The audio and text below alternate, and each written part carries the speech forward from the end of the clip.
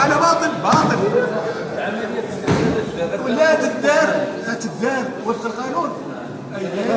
ولكن انا الشرط ديالنا حنا خاصك الا قلت لي ما كاينش نقول لك اسيدي انا اسمح لي انا تشاورت في الصباح مع الاحزاب ديالي وقالوا لي كاين والموقف اللي غادي يقولوا لي ما تهضرش في شي حاجه.